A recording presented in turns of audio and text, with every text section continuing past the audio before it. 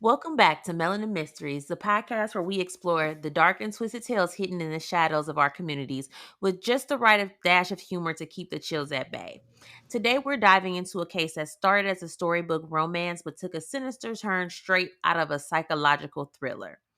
Demar Rhome and Kialani Brown were the picture of young love, puppy love, some might say. But when the spark of infatuation dimmed, it uncovered something far more dangerous. Behind Demar's charming smile was a diagnosed psychopath, a man whose twisted mind would lead them both down a path of manipulation, obsession, and ultimately tragedy.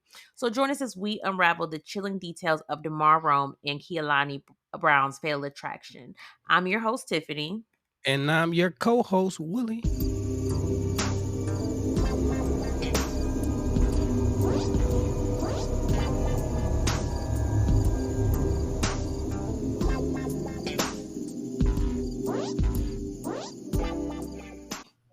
So let's just set the stage. You're a mom to a 17-year-old daughter and a 2-year-old grandson, and you dropped your daughter and grandson off at the bus station in Vancouver, Washington. She went to visit a girlfriend in November of 2003, and she will be back before Thanksgiving. So you get a phone call from a frantic young man whom you have no idea who he is, and he tells you that your daughter, Kialani Brown, has murdered someone. What? So after you get over your shock and confusion and attempted to contact your child and she's not answering, you call the police in Seattle, Washington, and you tell them what you know. Mm. Ooh, this about to get spicy. So police get the address on the corner of 23rd Avenue and Pine Street. And this is in Seattle, Washington. Not the best neighborhood. So on November 23rd, 2003, that's when they, got the call. Oh, look, the corner 23rd, November 23rd. That's 2003. numbers, man, those numbers.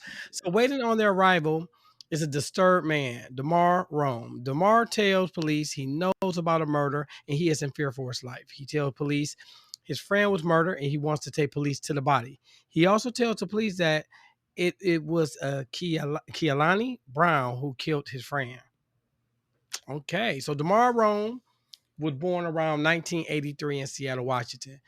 We really don't have any information on his birth parents, but he was thrown into the foster system around the age of 5. CPS took him in due to allegations of abuse. However, DeMar denied any abuse claims. He was a troubled child. He threatened one of his foster mothers. He told him he would cut off her breasts. What? This nigga is cutting titties off. Man, he had multiple trips to juvie. He was charged over 8 times with crimes, but the courts constantly, continuously dismissed cases due to him not being mentally competent to stand trial. So as a child, he was diagnosed with schizophrenia, PTSD, in connection to childhood trauma. He was also diagnosed as being developmentally delayed, aka he was retarded. And he received an SSI check due to his mental status. He never had a real job to supplement his income as an adult. He resorted to extortion, petty theft, and pimping. So he was a retarded pimp. He was a retarded pimp. I'm sorry, man. I have no words. I have nothing to say. He got too much going on already. We just Yeah. getting started. Just don't make me what's that word again? Smack you. Sorry. Lord. Go ahead. Okay, so Kealani Brown was born February 17th, 1986 in Nolan, Texas, to her parents Larry and Beverly Brown. Kealani was actually Hawaiian and white. So this is going to be a swirl case, kind of. Okay. So during her childhood, Kealani and her mother did move to Vancouver, Washington. Kealani gave birth to a son at the age of 15. She did have a couple run-ins with the law for theft and forgery. Okay. So this Demar, he ended up taking the police to Discovery Park and led them to the body of LaShonda Flynn. So let's see who LaShonda is. So LaShonda Flynn was born September 18th, 1986. Shout out to my Virgo twin, and her birthday is literally the exact day after mine. So I was born September Virgo. 17th, Okay. 1986, and she was born September 18th, Mm, 1986. Detective Light Skin checking in was born on the 17th. Yes. So her parents were not listed. However, she was raised by her grandmother, Ola Pender, from the age of 9. Her mother had her very young, and she wasn't capable of raising her. So LaShonda dropped out of Ingraham Heights High School either her junior or her sophomore year. Her grandmother described her as a sweet girl who couldn't say no, especially to boys. She was easily swayed. She got overpowered by strong personalities. She would do anything to get their attention to be with them. She would do anything to stay with that person. She had a history of running away from home to be with a man.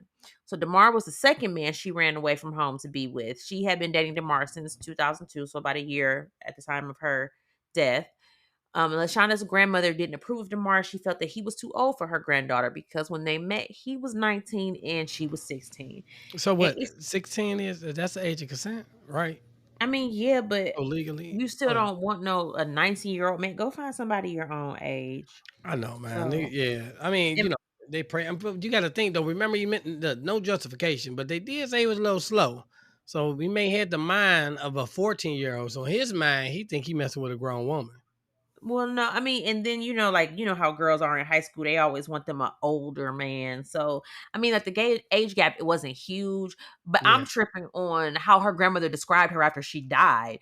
Like, you didn't have nothing nice to say about me. You just like, yeah, she was just running behind these little boys. Behind these little, yeah, with her little hot tail, little. Right? I'm like, damn, I was like, y'all couldn't Black give like grandmas, they no. look black grandmas, they ain't got no couth. They ain't they have no, they gonna say whatever it is they thinking. Know what I'm saying? Black grandma's the same one that be calling your kids ugly. Like, ooh, that baby. That's an ugly baby. I mean, yeah, because like when you get to a certain age, you just say whatever the hell you want to Yeah, say, and you ain't done nobody lived gonna your say nothing life. to you. Hell yeah, you done lived your life. So DeMar was brought in for question and he explained his version of events, right? So he claimed that he was an accomplice, but it wasn't by his own free will. He told police that he met Kialani on a chat line. She told him that her baby daddy was abusive and that she was tired of him.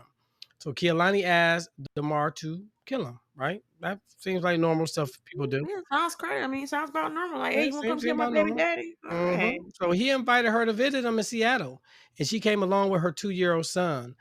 She and his friend LaShonda got along well. They even sparked up a sexual relationship without him at times. He claims he walked in on the girls, sparked he walked in on the girl before they started having sex.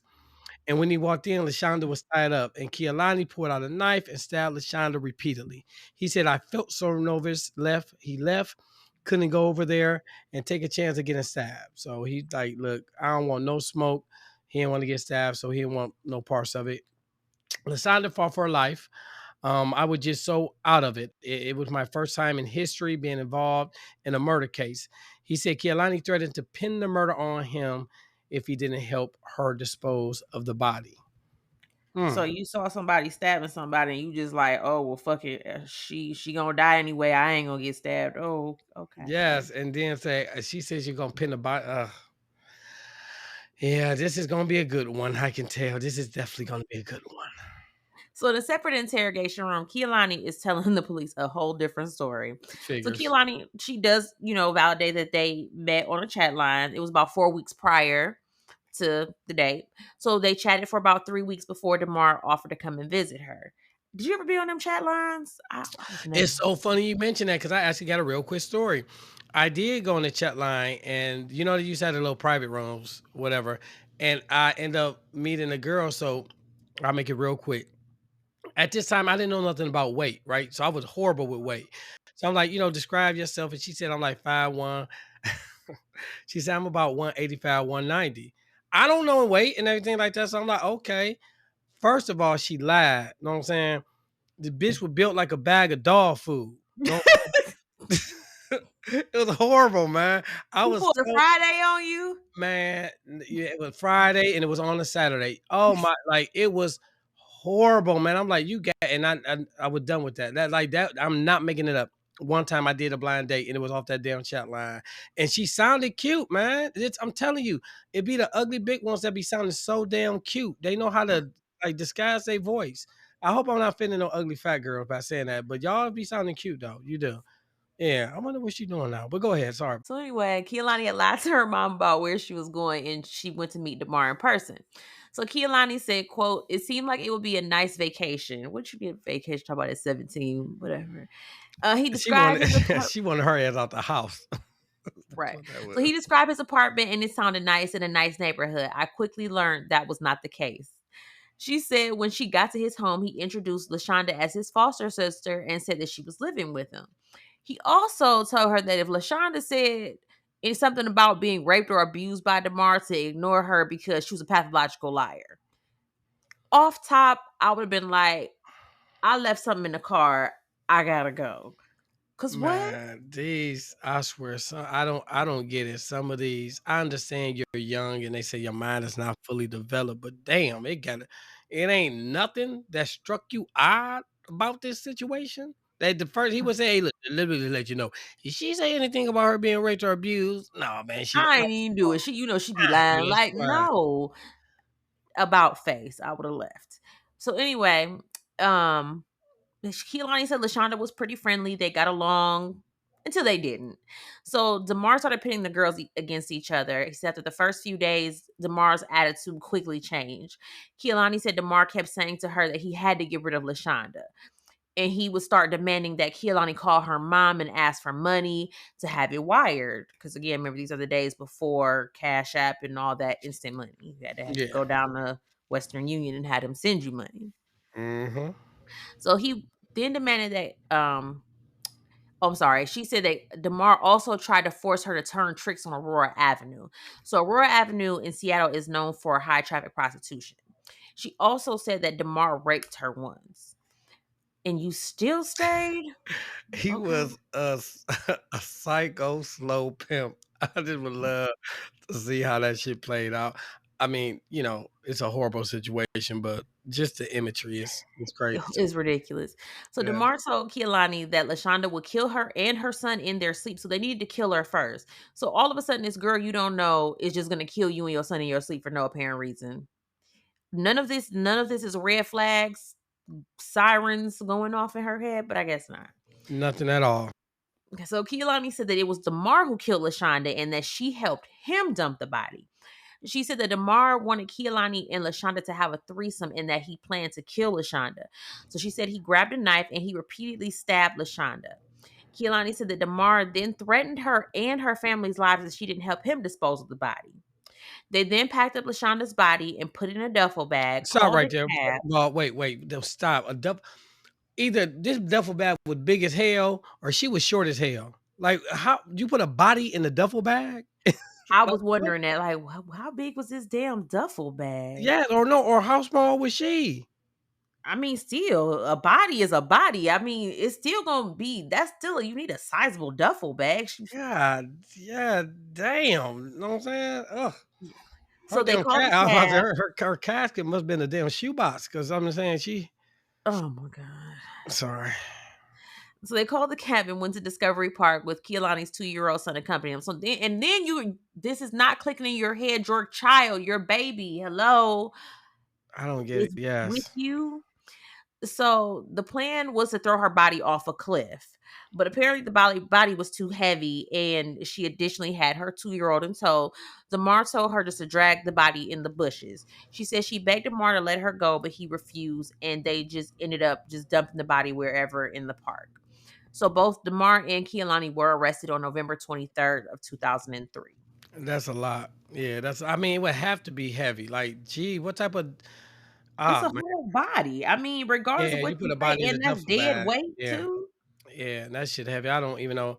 That's a lot. I know that if the guy was like, "They'll help you." Like, no, no, we got it, dog. You go ahead, chill. We got it. Go ahead. So let's back it up a bit and talk about how Demar met LaShonda, right? In 2002, 16-year-old LaShonda was sitting at a bus stop crying. DeMar looks over, maybe from the bus window, and sees her crying. He sits down with her and they start talking. LaShonda tells DeMar that her grandmother kicked her out and she has nowhere to go. Being the man that he is, he offered LaShonda a place to stay. How generous of him. He told her his name was Devontae Carlson. He asked her for her age. She told him she was 16 and he was 19.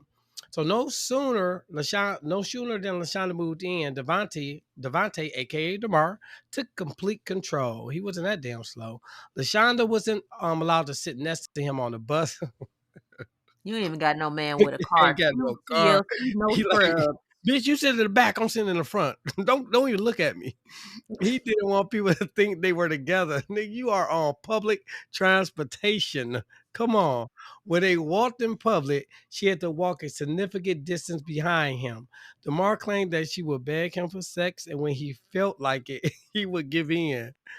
This is nuts, man. LaShonda had to sleep on a mattress on the floor on his apartment.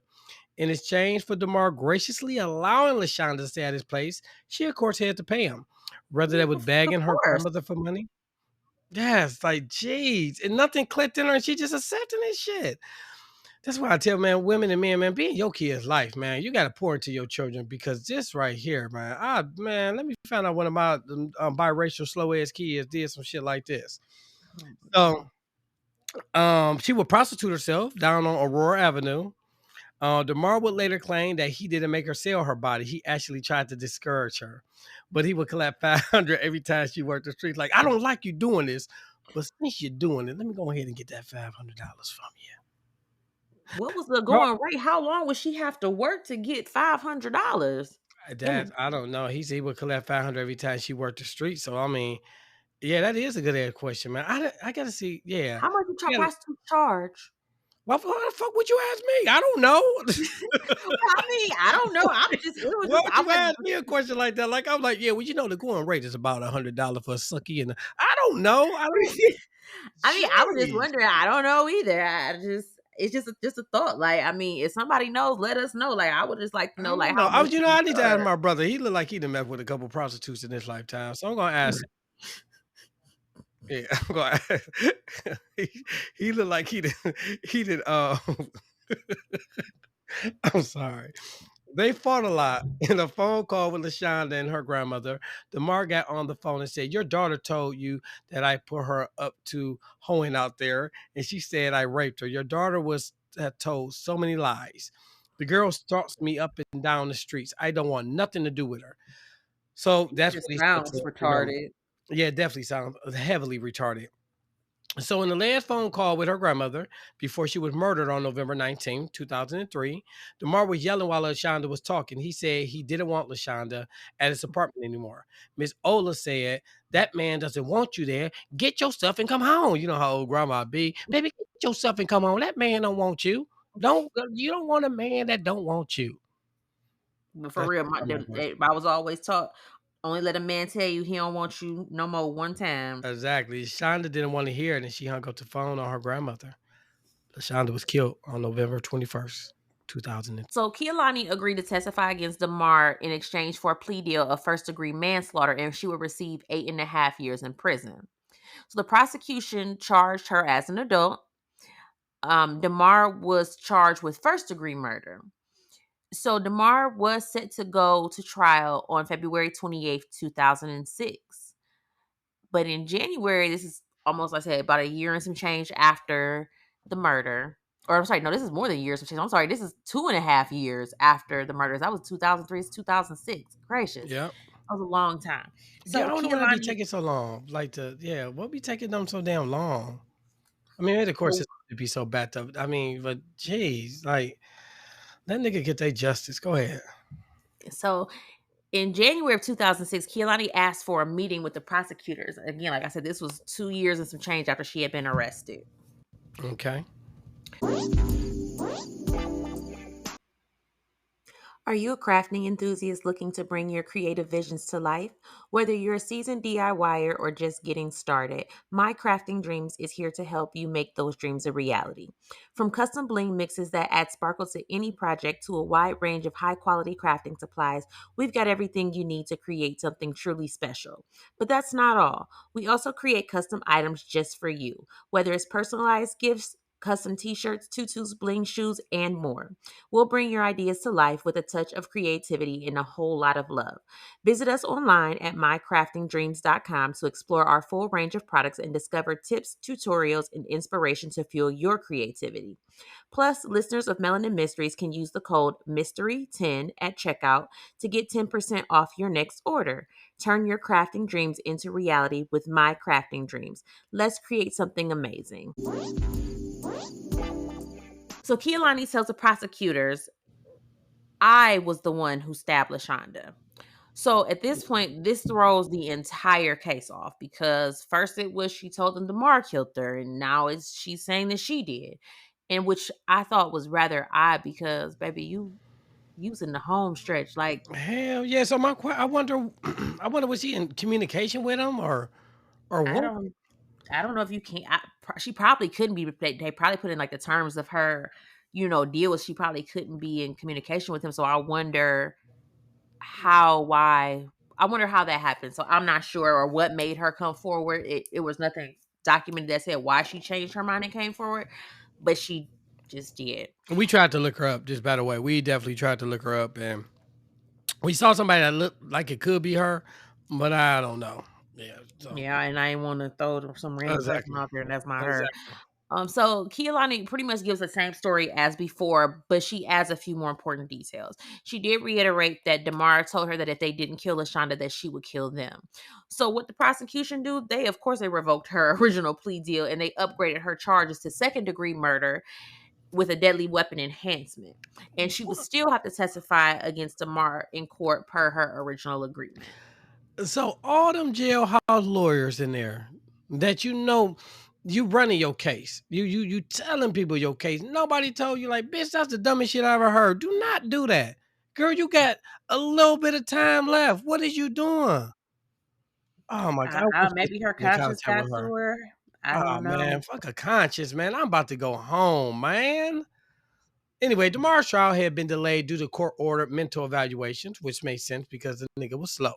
And Prior that's why to it him took go so long for it to go to trial. Yes, I get they probably like, oh my God. Prior to him going to trial, the state held a competency hearing. Dr. Jane Dunham, a forensic psychologist, did a personal interview, and he also reviewed Demar's medical records based on a 12-day observation. He reported no signs of psychosis or delusions. He was also not on any medications. He was diagnosed with severe personality disorder, but no mental illness, narcissist personality disorder, and antisocial personality disorder. I don't think he did his job right. That nigga crazy.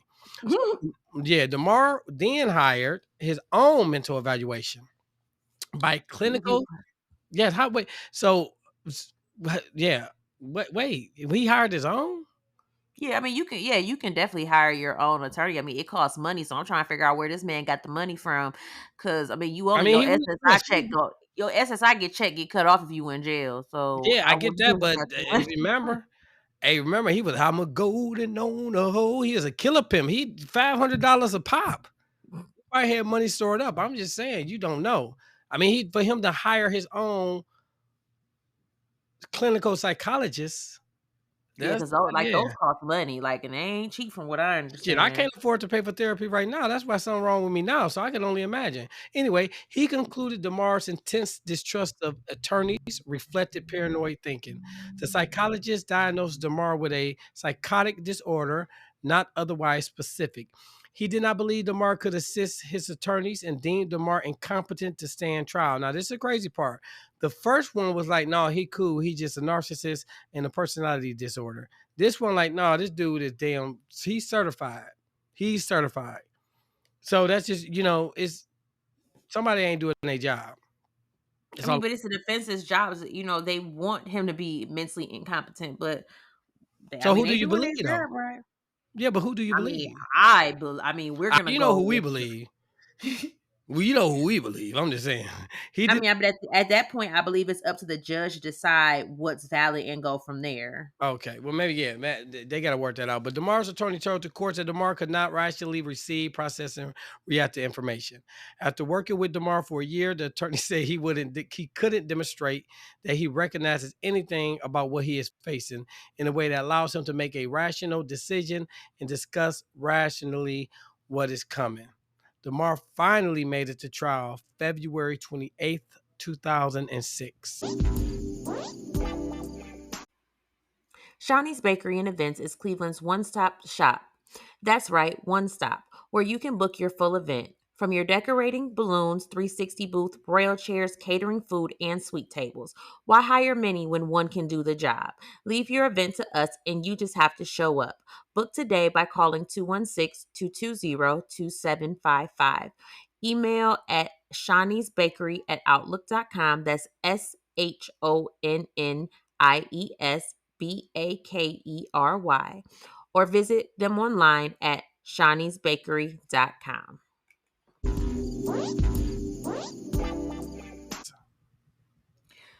So Hugh Barber was the prosecutor in Demar's trial.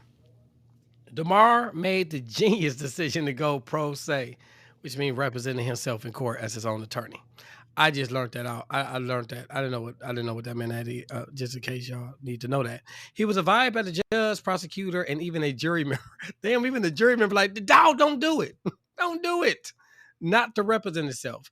Every time the judge would appoint Demar an attorney, he would fire. Oh damn, he. Oh, okay, this is about to be funny. Go ahead. Remember that one dude who had the crazy hair and Yeah, he what is went that? viral because he was in And I'm court? Like, and I'm I'm telling you, I ain't playing no damn games. What he say?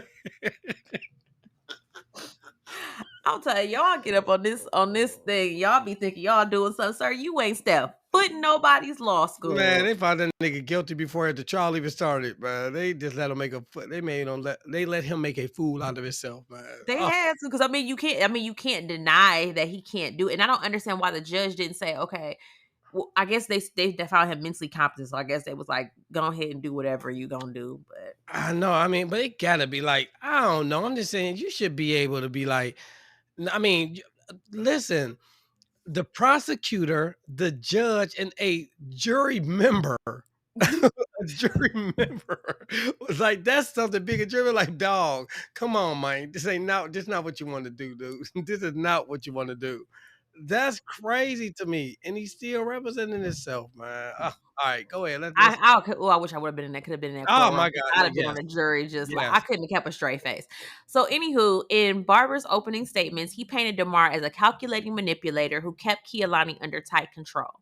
He said, "quote From the moment Kialani arrived in Seattle, Demar began to move her and Lashonda like chess pieces. He told Kialani when to kill Lashonda, how to kill Lashonda, and why to kill Lashonda, and then he sat back and watched his work unfold." End quote. He said Demar pitted the two girls against each other, telling Kialani that Lashonda wanted to kill her and her 2-year-old son. So in Demar's opening statement, he said that Kialani and Lashonda who were strangers, got along well at times and fought at others, and they had begun a sexual relationship. He told the jury that on the night of the murder, he had been drinking and smoking drugs, and he saw Kialani stabbing Lashonda, but he didn't intervene. He repeated, quote, "I was so nervous. I felt like I couldn't go over there and take a chance of getting stabbed." I mean, Lashonda fought for her life. I mean, I was out of it. It was my first time in history being involved in a murder case. Why he keep on use that word first time in history?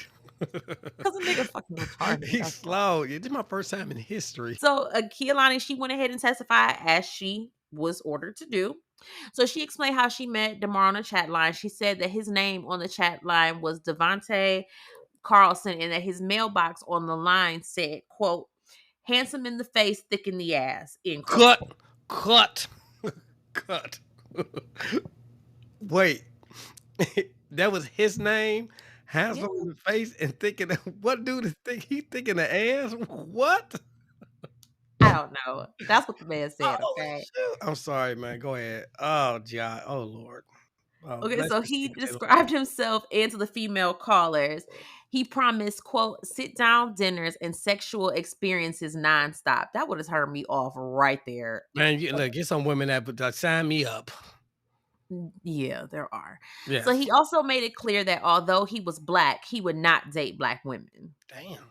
Okay, sir, but you got LaShonda at your Why they house. treat black women like that? What's going on with these men? Jeez.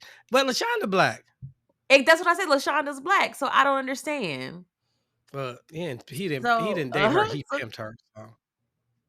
I mean, he tried to pimp Kialani too, so he obviously has no respect for women. So Mm.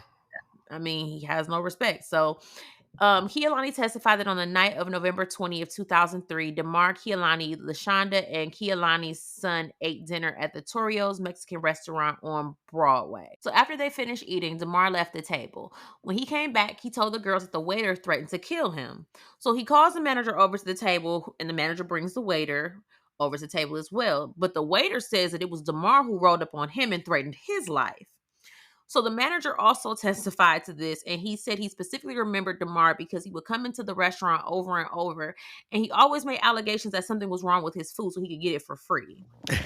I And mean, like, what's all random shit like, "Hey, this nigga just tried to kill me." Like, what are you he talking tried about? to Like that, kill me, but we can settle the this. waiter just randomly wanted to kill you. Like, we could just settle this. Just go ahead and pay for the meal and act like it never happened. That's all I He need. straight pulled a Friday, like, "My Yeah, neck, my back, my neck and my back, but we can sell this out of court for $20." Like, "What, sir?" yeah, let me get an enchilada to go and we good. I ain't gonna even mention this to the police. This nigga, come on. So Kialani said DeMar repeatedly asked the girls to have sex with him, either with him or with each other so that he could watch. So when they got back to the apartment, Damar pulls Kialani aside and he told her that she had to kill LaShonda now. She said, quote, Damar showed me how to stab LaShonda and to use all my strength. Damar gave me the rope and told me to tie her up and tell her that he had a surprise for her, end quote. Kialani said she took off most of her clothes and that LaShonda stripped completely naked.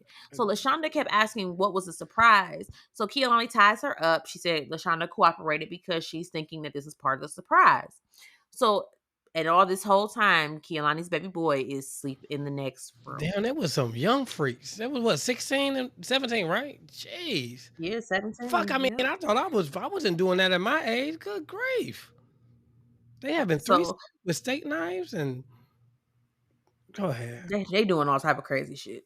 So after stabbing LaShonda with the steak knife, she stabbed her in her back and then three more times, and one happened to hit her in the neck. She said that the entire time LaShonda was screaming and asking Damar why would he do this to her. So Kialani said the whole time Damar was laughing and chanting and mocking LaShonda. Man, that dude sick. So after LaShonda was dead, Demar and Kialani cleaned up the blood from the room, and then Demar and Kialani called a cab while he wrapped her body up in a blanket, zipped her up in a duffel bag. So she got a blanket around her, and she in a how big was this damn duffel bag? That's what I'm trying to figure out. And she did it. So the cab ended up coming. Demar hauled the bag out and loaded it into the trunk of the cab.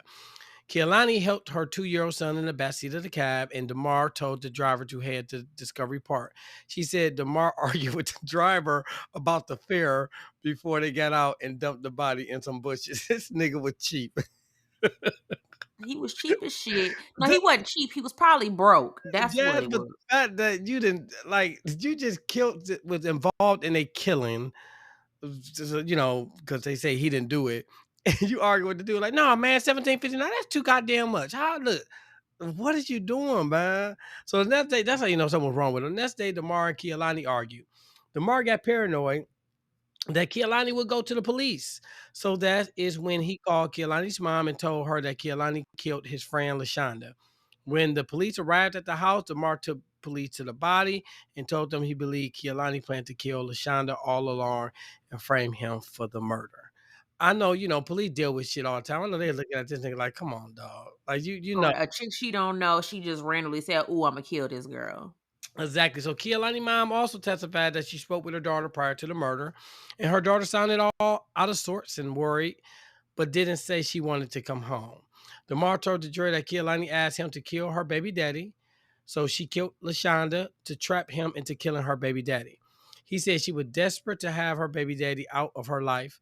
I didn't accept any money from her because I was going to have bad feelings about it. You didn't accept any money from her, but you just sat here and told her to kill a girl she didn't even know. Okay, I mean, it's a got it. logic. It's just, but to him, this makes sense. Like in his mind, he probably thinks like, "Oh yeah, this this a perfect plan." Like it makes sense to him, and we look at like, listen to what you're saying. That's because he's retarded. Of course Very it made sense retarded. to him. Yes, he's certified retarded. He was getting SSI checks. He ain't getting shit now. Not in jail. This They cut them checks off when you in no jail. man, they taking this little retarded Bucci cat every night. Trust me. So the state brought in doctors of the evaluation team. Dr. Jason Durham, who had monitored, testified that every clinician, I'm sorry, on his staff had the same conclusion. Mr. Rome is an extremely antisocial person. DeMar was a classic case of narcissist personality disorder characterized by a reduced sense of self-importance and a lack Grandiose. grandiose. I apologize. Look, y'all. It is what it is, man. All right. I went to Cleveland Public Schools, so some of these syllables and the vowels be looking kind of funny. Grandiose sense of self-importance and a lack of real concern for others, and that's what I do believe. Basically, he is a psychopath. Thank you. The staff at Western State Hospital said he thinks he is the only sane one here. He thinks all the staff is ugly. He is the only good looking person here, and this is why the staff pick on him. The staff member said that in my 20 years of working, he is the most stuck up patient that they have ever seen. First of all, this nigga wasn't even cute. He Oh actually, and what's God. crazy was this. So first of all, this trial already sounded like it was up there with the YSL Woody trial. Okay, and the nigga I like lightweight Woody. dude, I like Woody. Shout I out to do. YSL Woody. That nigga is Yeah. hilarious. Yeah, he a rap, but I like him. Shout out to him. Don't do him like. Oh my gosh, that trial is a mess. But anyway, he lightweight resemble him like on first glance. They could be brothers.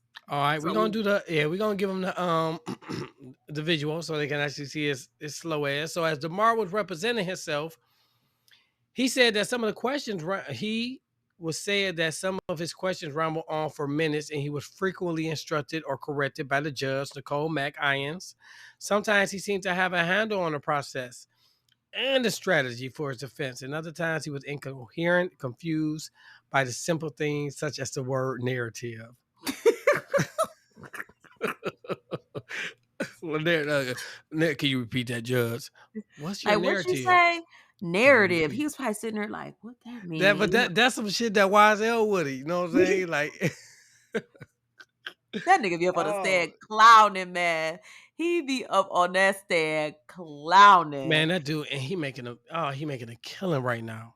Like He is. he is making a killing right now. Like I'm not even look. Hey, shout out to YSL Cause they Woody. gonna throw that case out. That they gonna throw that case Yeah, out. Cause that whole case. Yeah, they gonna have to man. That's a whole damn circus, man. he got up and he said he got up there. I was done when that nigga said, y'all know I be up here just saying stuff like, why do y'all believe me when I be saying stuff? And I'm just like, so you just admitted that you lied on the stand, sir? He like, I don't know what Exactly. I told the police. I just told them whatever they want to hear, so they believe me the hell alone. And he was like, and then you up here getting on my nerves. He like, I need y'all to leave me alone. My blood pressure high. Just leave me alone. I'm like, oh my god, that man Oh be up shit. on that stand at wilding, like All right, look, just. I ain't mad at him. Hey, look again for the fifth time. Shout out to YSL Woody, my man. That's my hero right there, for real. So anywho, okay, let's get back on track. So Hugh Barber again, who's a prosecutor, he said that he had to keep his composure while DeMar accused him of racism and fabricating evidence. He said he also had to resist the urge to humiliate DeMar. He said, quote, you have to worry about the jury feeling sorry for this person, even if they know he could have chosen a lawyer, end quote. So Mr. Barber's strategy was simple: give DeMar enough rope to hang himself. So in the trial, they played interrogation footage, and it was just a mess. It was just full of contradictions on DeMar's part. So then DeMar, he accuses the police of dubbing tapes with a voice that sounded like his. He said, quote, I know it sounds queer. Something was done to that tape. With technology these days, I mean, I wouldn't be surprised, end quote. They're not going through all that for you, sir. No, Um, no, no. but it's just his vocabulary that takes me out sometimes. How he like he's attempting to sound smart, but you still sound stupid. Very. So he was asked why he didn't stop Kialani from stabbing LaShonda. He said, quote, I was suffering from mental illness. I didn't believe what I was seeing. So when the prosecution asked Demar about Kialani asking him to kill her baby daddy, he said, quote, I would have taken it into consideration. Okay. So next, the prosecution asked if he thought about killing Kialani after he disposed of LaShonda. Demar said, quote, I did ponder it. So I the did ponder that prosecution thought. told the jury that if he could think about two murders, he could have easily planned LaShonda's murder and was definitely capable of premeditated murder. Hey, look, I live like, God damn it. You But the tricked thing me. was, like, you're contradicting yourself. They asked you before, like, why didn't you step in? And he like, I mean, I was just scared I was gonna get stabbed. Next, it was I was having a mental break. Sir, which one is it? Now you're like, yeah, I think about probably killing her. I did. I know you're like, oh, I see what you did there. I see what you did there. You got me. God damn. So DeMar closed the argument with like this. Now, before I say this is straight from the files. This is not what I'm making up. I am not doing this for comedic effect. This is exactly what was said. And I quote, we all bleed the same blood. We all cry the same tears. We all urinate the same urine. We all poop the same poop.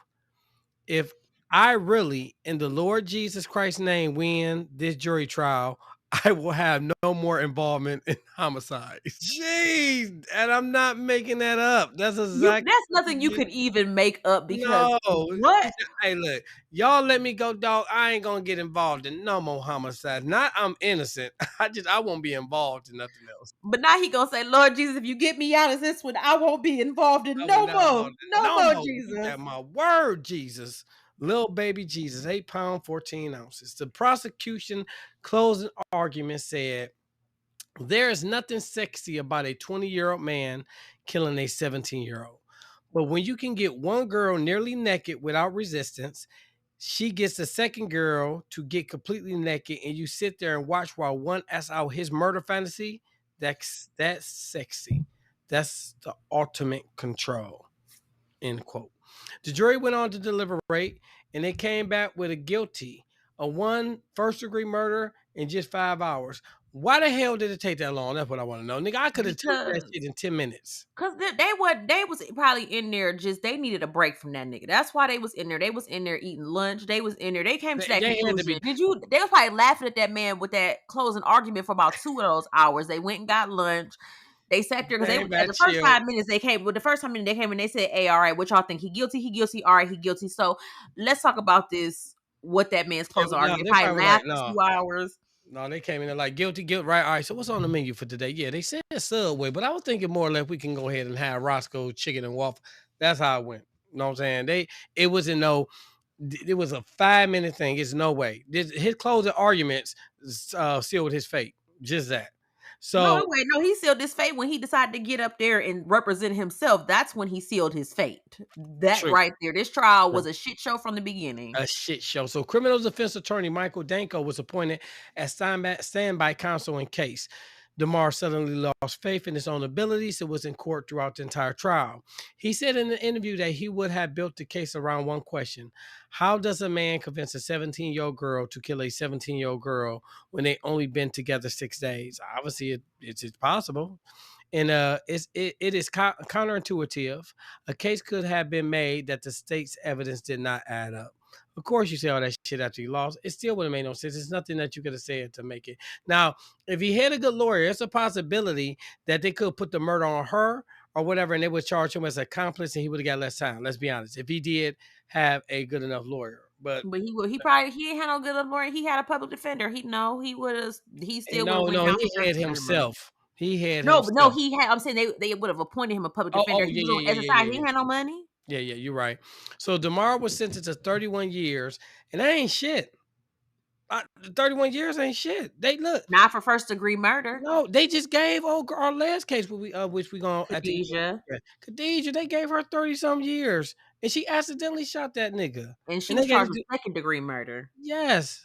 Was sentenced to 31 years on April 14, 2006. He was sent to Stanford Creek Correction Center. So Kialani was sentenced on April 21st, 2006. Her mother Beverly spoke at sentencing after apologizing to LaShonda's family. She said Demar is a manipulative, controlling, psychotic predator, and Kialani was a victim too. Kialani is remorseful for what she has done, and other members of Kialani's family also spoke on her behalf before the judge sentenced her to 10 years for second degree murder. Again, just look at that time. So Exact 10 years for they just that's crazy, man. so Kialani's son was sent to be raised by her family in Vancouver. Mm. So, in an interview with Thomas Francis, a reporter, DeMar was asked about his relationships with both girls. DeMar denied persuading the girls into lesbian acts. He came, Kialani told him she was bisexual and told her, I have a friend who is bi. And if you want to engage in some, some freaky deaky stuff, that's fine. He also explained how he seduced Kialani. He said, I said, we have sophisticated times together. I wanted to eat her booty. This is what he said. So he trying to eat the groceries, right? He's trying to eat the ass like groceries. I'm sorry. He said, I wanted to eat her booty, suck her toes, eat her coochie, pussy, the female area. So I was Oh, real articulate. DeMar denied being driven by sexual fantasies, as the prosecutor told the jury. He said, I've done everything from 69, the three-way, the four-way, and yes, I witnessed it on various occasions. He says he's just this nigga is a freaky ass nigga. He is 69 guy. He said he said he witnessed it on various occasions. Women sucking each other booty holes, dominatrix, whipping each other. I've been involved in that. Nigga I was a have freak. no He words for said this women man. sucking each other booty holes.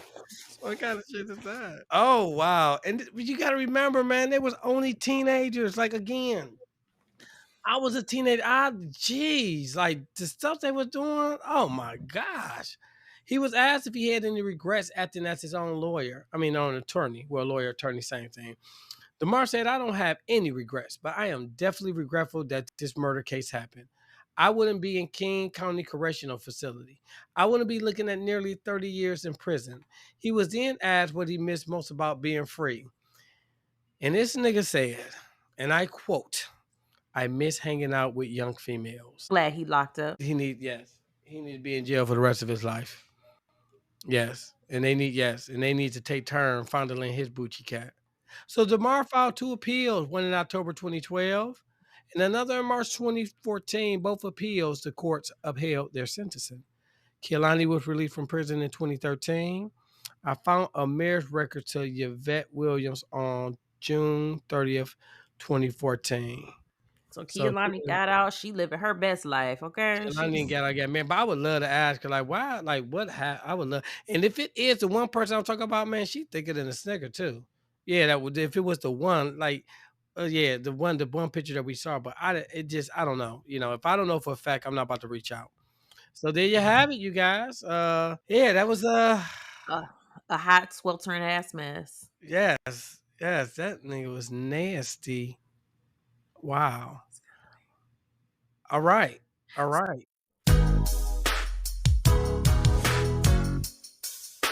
Love, lies, and alibis.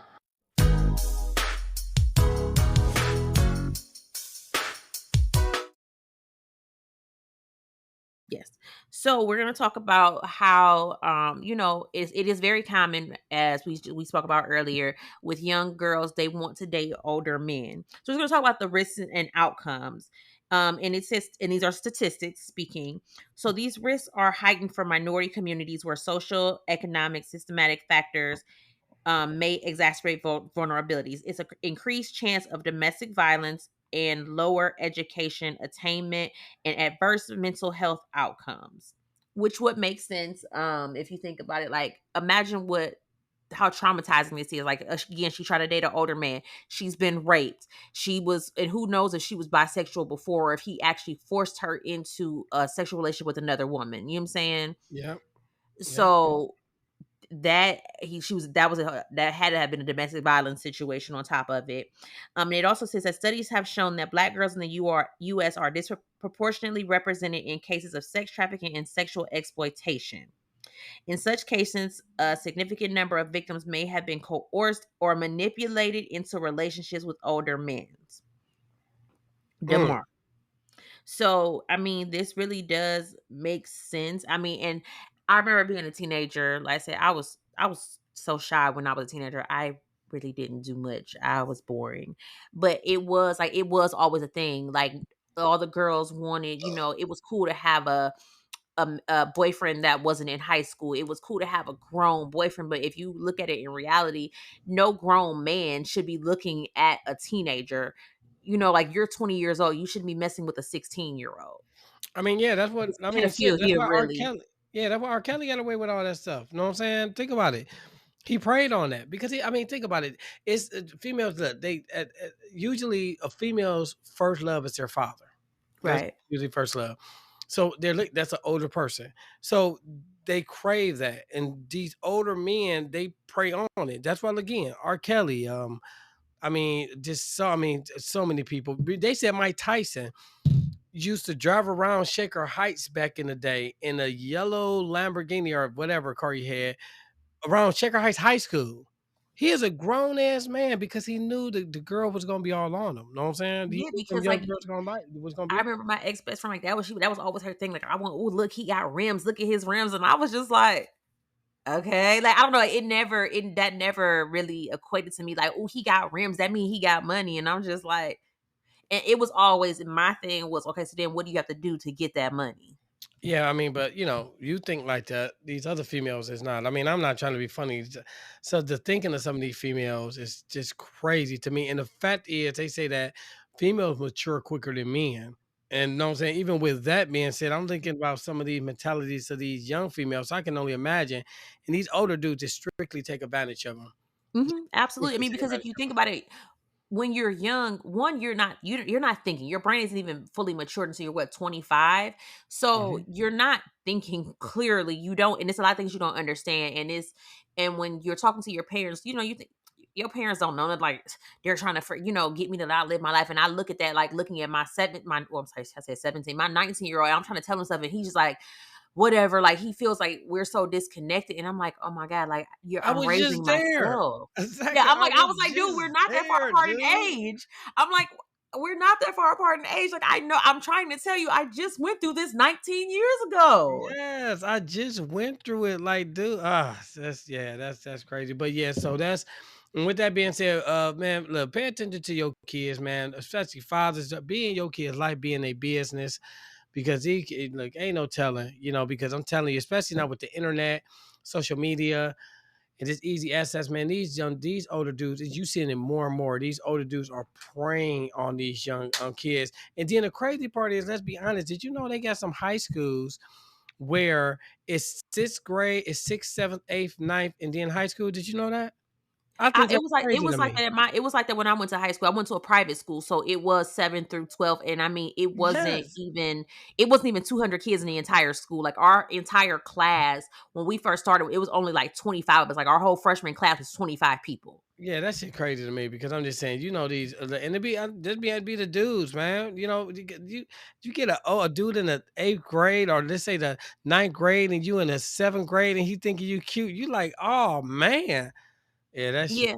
Yeah, crazy. I say I did. I remember I was in 6th grade and I had a crush on this guy. We went to visit the high school and he was a senior. And I'll never forget that, man. I don't know like why I had a crush or why I even thought he would be interested in me. I was 12 and he was 17. I mean, now, But you look n- though, I'm just saying, think about it though, yeah. And now these girls nowadays, they got sexy red and Megan Thee Stallion, so they little juices flowing, so they be on it. So shit, that's watch your kids. talk to your kids, be Yeah, all talk to up in their your kids. business, all All up up in their in it. business. Well, all right. All right, so that is our case for this week. Let us know on our socials how you felt about it. Before we go, one thing we really want to reiterate, please go back and listen to Khadijah's Brown's episode. That was just the last episode, which was episode 8. Because we really want to get her story out there. Again, we said we are not justifying what she did, but we also acknowledge that one, it was an accident, and two, that her time is not It appropriate don't for add the up. Yeah, it yeah, doesn't it add doesn't up. I add up. mean, We yeah. even see it in this case here. Like he got first degree murder, and he got 30 years. She was charged with second degree murder, and she got almost 40 years. No, forget So that old girl with charged with second degree murder. She got 10 years and she exactly. stabbed somebody. She knew what she was doing. There was no Mhm. accidents. It was 10, and she hid the body. She got 10 years. Old girl got 30 some years for an accident, which they knew it was an accident. You could tell if you listened, it was an accident.